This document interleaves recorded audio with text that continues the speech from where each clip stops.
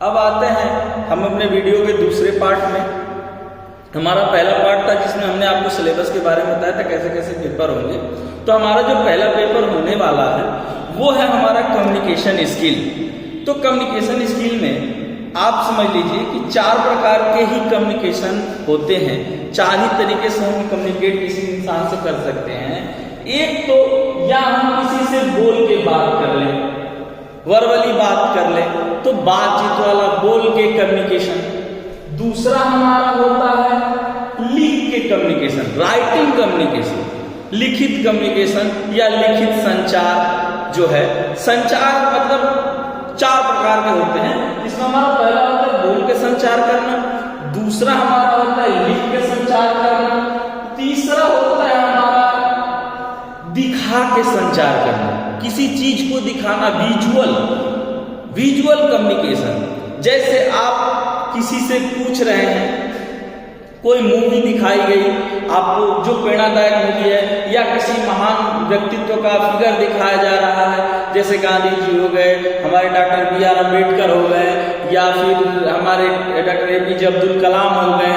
तो ये जो लोग हैं, ये जो व्यक्तित्व हैं, इनके व्यक्तित्व इसलिए भी दिखाए जाते हैं कि आप इनसे प्रेरणा लेके आगे बढ़े। तो इसके लिए भी होता है, कई विजुअल दिखा के सबूत भी बनाए जाते हैं। तो एक विजुअल कम्युनिकेशन होता है जो दिखा के किया जाता है। चौथा हमारा जो कम्युनिकेशन होता है ना, वो सांकेतिक कम्युनिकेशन, सांकेतिक संचार होता है। सांकेतिक संचार मतलब किसी से इशारे में बात करना। किसी से जब हम इशारे में बात करते हैं वो सांकेतिक कम्युनिकेशन होता है। सांकेतिक कम्युनिकेशन के लिए जैसे कई तरीके के संकेत होते हैं। हमारे जो फोर्स में जो लोग होते हैं ना, देखेंगे आप फोर्स वगैरह में जो लोग होते हैं, तो कोडिंग और डिकोडिंग होता है। तो अपने कोड में कुछ लिख के भेजते हैं। जैसे हमने लिखा कि आज आम नहीं मिलेगा, आज आम नहीं मिलेगा। अब मैंने इसको किसी के लिए लिखा, एक समझिए एग्जाम्पल, तो मैंने ये किसी के लिए लिखा आज आम नहीं मिलेगा, और इसका मतलब ये है कि आज तुमको फोन नहीं मिलेगा। तो मैंने जिसके लिए भेजा वो इसको डिकोड कर देगा, तो सांकेतिक हो जाता है। उसके बाद आपने गूंगे बहरों को देखा होगा, तो वो इशारे में बात करते हैं। तो जो वो इशारे में बात करते हैं ना, वो सांकेतिक कम्युनिकेशन होता है, संकेतों द्वारा बात करना। पहले के समय में लिपियां जो आई थी, लिपियां भी सांकेतिक थी, भाषाएं नहीं, लिपियां थी, तो उसमें भी सांकेतिक थे। तो 4 तरह के हमारे मुख्यतः कम्युनिकेशन होते हैं। या तो बोल के बातचीत कर लीजिए, या लिख के कर लीजिए, या किसी चीज को दिखा के अपनी चीजों को बता दीजिए, या फिर आप इशारों से बता दीजिए। अब ये तो 4 प्रकार के कम्युनिकेशन होते हैं। लेकिन एक्चुअल में जो कम्युनिकेशन है ना, वो भी 4 ही माध्यम से होता। ये जो मैंने आपको बताया अभी, विजुअल, ऑडिबल, ये जो भी मैंने कम्युनिकेशन 4 बताए, ये क्या है? माध्यम है। ये माध्यम है, ये वेक्टर मीडियम है।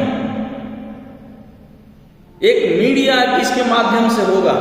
तो या तो बोलने के माध्यम से होगा, या लिखने के माध्यम से होगा, या दिखाने के माध्यम से माध्यम है। अब इसमें ना फिर 4 लोग होते हैं। 4 लोग कौन होते हैं कम्युनिकेशन में, जिनके बिना कम्युनिकेशन कभी पूरा नहीं हो सकता? पहला होता है सेंडर। पहला होता है क्या? सेंडर। सेंडर मतलब भेजने वाला, मैसेज भेजने वाला। दूसरा होता है मैसेज। दूसरा क्या होता है? मैसेज। दूसरा होता है मैसेज। तीसरा हमारा होता है माध्यम, मतलब मीडियम। क्या होता है? मीडियम। चौथा हमारा क्या होता है? रिसीवर।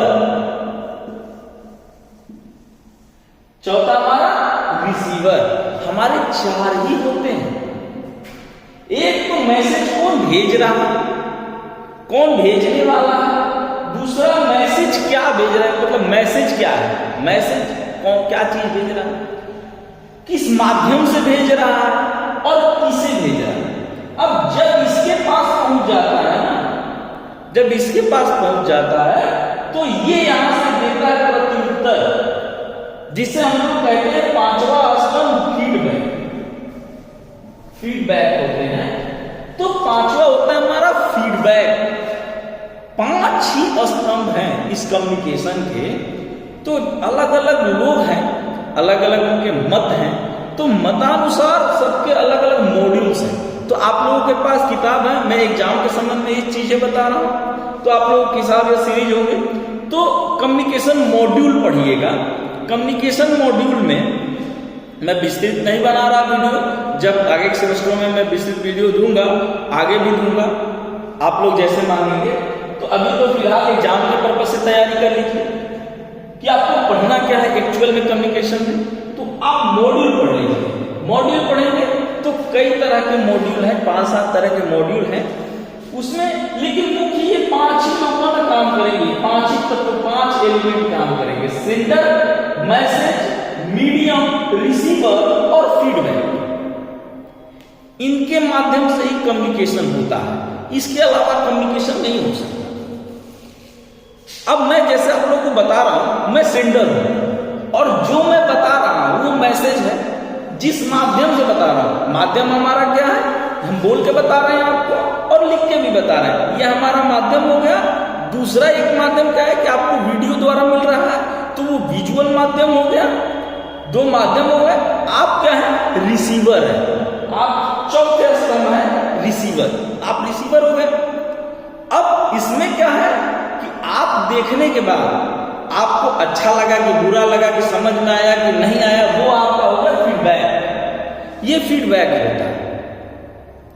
जैसे एक विशेषज्ञ का मानना यह है कि जो कम्युनिकेशन चलता है वो एक्चुअल में शुरू होता है माइंड से, माइंड से शुरू होकर कंठ तक आता है, गले तक आता है और तरंगों द्वारा आवाज के रूप में बाहर निकलता है और फिर सामने वाले के कान में जाता है और कान से फिर मस्तिष्क में जाता है।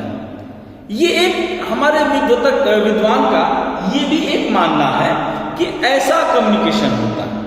ये कम्युनिकेशन मॉडल है, आपको 8-10 मॉडल मिल जाएंगे, आप किताब उठाएंगे तो हम 2-3 मॉडल को पढ़िएगा। तो इसमें लेकिन मेन ये 5 लोगों के बीचों में ही 5 जो स्तंभ है, इन्हीं के बीच में ही कम्युनिकेशन चलता है, इससे ज्यादा में कम्युनिकेशन नहीं चल सकता। तो हमारा क्या हो गया, माध्यम कौन से हो गए, 4 माध्यम हो गए। ये हमारा एक माध्यम हो गया कि भाई इसके आधार पे या तो विजुअल ऑडियो कर ले या फिर सांकेतिक कर ले, जिस भी तरीके से हम चाहें। 4 तरीकों में से कोई भी तरीका अपना ले किसी से बात करने के लिए, क्योंकि एक्चुअल में कम्युनिकेशन का मतलब है बातचीत। तो बातचीत करने के लिए ये 5 ही स्टेप्स होते हैं। इन 5 में से कोई एक फेल मार जाएगा तो ये नहीं होगा, कम्युनिकेशन गैप हो जाएगा, कम्युनिकेशन होगा ही। तो दूसरा तो आपको ये पढ़ना है, मॉड्यूल पढ़ना है। अब ये जो कम्युनिकेशन है ना, इनके बंटवारे हुए हैं अलग अलग, इसके हिसाब से अलग बंटवारा है, इसके हिसाब से अलग बंटवारा है, इस घर के हिसाब से अलग बंटवारा है। तो सबके हिसाब से ना अलग अलग बंटवारा है। जैसे एक मैं आपको उदाहरण दूंगा, आप उसके डिवाइडेशन भी पढ़िएगा कम्युनिकेशन के। एक उदाहरण देता हूं, जैसे एक है कि मैसेज के आधार पर वर्गीकरण। मैसेज के आधार पर वर्गीकरण जाएंगे तो 2 प्रकार के कम्युनिकेशन होते हैं। एक होता है फॉर्मल कम्युनिकेशन, एक होता है इनफॉर्मल कम्युनिकेशन। ठीक है, एक क्या होता है, फॉर्मल कम्युनिकेशन होता है, एक इनफॉर्मल कम्युनिकेशन होता है। तो देखो तरीका एक ही है, कम्युनिकेशन भी एक ही है, व्यक्ति भी एक ही है, बस अलग अलग स्थानों पे अलग अलग उसका जो है व्यक्तित्व आता है। ठीक है, फॉर्मल और इनफॉर्मल कम्युनिकेशन। ठीक है, फॉर्मल और इनफॉर्मल, ठीक है। तो हमारे कम्युनिकेशन है फॉर्मल और इनफॉर्मल। फॉर्मल कम्युनिकेशन वो होता है कि जिसमें आप किसी व्यक्ति से जब बात कर रहे हैं तो उसके ऊपर आप ब्लेम लगा सकते हैं। अगर कहीं गलती हो जाती है तो ब्लेम लगा सकते हैं, आपके पास साक्ष्य होता है, सबूत होते हैं। लेकिन इनफॉर्मल कम्युनिकेशन में सबूत नहीं होता है। फॉर्मल कम्युनिकेशन ज्यादातर ऑफिस, संगठन या अधिकारियों या कर्मचारियों के बीच में होता है, क्योंकि जो फॉर्मल कम्युनिकेशन होता है ना, वो लिख के होता है, हाथों द्वारा लिखा रहता है। जैसे मान लीजिए आपको कोई लेटर आया, आपकी संस्था में काम कर रहे हैं, कोई नोटिस आ गया, तो वो फॉर्मल कम्युनिकेशन। किसी डीएम से कोई नोटिस आया, कि उत्तर प्रदेश सरकार से, भारत सरकार से कोई नोटिस आया, तो वो फॉर्मल कम्युनिकेशन होता है। फॉर्मल कम्युनिकेशन में खर्चा ज्यादा आता है, प्रोसेस लेट होता है, लोगों तक पहुंचता लेट है, तो एक चीज है। लेकिन फॉर्मल कम्युनिकेशन में सबूत होते हैं किसी चीज के, आप ब्लेम लगाना आसान होता है, किसी को कह सकते हैं आप अपनी ये चीजें कही थी, कोई उसको झुठला नहीं सकता है फॉर्मल कम्युनिकेशन में। अब इनफॉर्मल कम्युनिकेशन क्या होता है ना, कि वर्बली तौर से बात करना। हमने आपसे कोई बात कह दिया, आपने प्रेम व्यवहार में किया तो किया, नहीं किया तो आप पलट भी गए, इसमें ब्लेम नहीं लगा सकते हैं। और इनफॉर्मल कम्युनिकेशन में कम्युनिकेशन गैप होता है। जैसे मान लीजिए हमने आपसे कुछ कहा, मैंने किसी कहा कि हाँ आप खाना खा लीजिए, सामने वाला जाकर कहा कि जाओ खाना खा लो, तो क्या कॉन्टेक्स्ट बदलते जाते हैं, जैसे जैसे व्यक्ति के पास वो बातें जाती है वो बदलते जाते हैं, तो कम्युनिकेशन गैप हो जाता है, एक श्रृंखला नहीं रहती है, प्योरिटी खत्म हो जाती है इनफॉर्मल कम्युनिकेशन में। ये एक इसका बंटवारा था इनफॉर्मल कम्युनिकेशन का। तो इसके टाइप्स पढ़ लीजिए, कितने आधारों पे कम्युनिकेशन को बांटा गया है।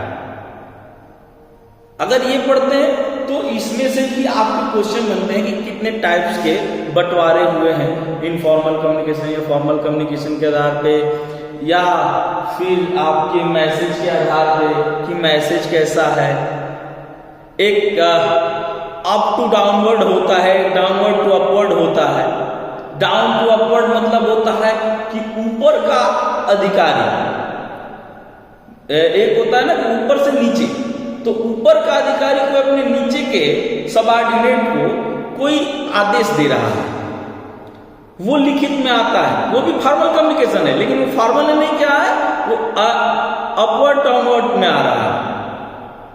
तो वो ऊपर वाला अधिकारी नीचे वाले कर्मचारी को बता रहा है कि आपको ये काम करने हैं, आप अपने, जैसे हमारे प्रिंसिपल साहब हमको आदेश देंगे कि हाँ भाई जाइए आप अपनी क्लासेज लीजिए, तो लिखित में, अगर हमारे क्लासेज नहीं चल रहे हैं तो लिखित में आ गए। एक होता है डाउनवर्ड टू अपवर्ड, मतलब नीचे से ऊपर। तो नीचे से ऊपर, जैसे आप किसान हैं, आपको इंश्योरेंस लेना है, मान लीजिए आपको फसल का इंश्योरेंस लेना है, तो आप किसी अधिकारी के पास जाएंगे, वहां लेटर लिखेंगे, अपना एप्लीकेशन लिखेंगे, तो नीचे वाले आदमी ऊपर वाले आदमी से बात कर रहे हैं। एक क्रॉस कम्युनिकेशन होता है, क्रॉसवर्ड कम्युनिकेशन होता है, आड़ा तिरछा कम्युनिकेशन। हमने किसी और को कहा, उसने किसी और को कहा, और उसने किसी और को कहा। इस कम्युनिकेशन में क्या होता है कि लोग जो होंगे ना, वो एकदम से ही बातों को घुमा देंगे, वो बातों में जो प्योरिटी होगी वो प्योरिटी रहेगी ही नहीं। तो ये एक डिवाइडेशन में, इसके टाइप्स में बढ़ दीजिएगा कि कम्युनिकेशन के कैसे कैसे बंटवारे हुए हैं, इसके हिसाब से कम्युनिकेशन को पढ़िएगा। कम्युनिकेशन स्किल में आगे जब आप जाते हैं तो आपका पर्सनालिटी भी रहता है, आपको कैसे बात करना है, किस कॉन्टेक्स्ट में बात करना है, कैसे किसी से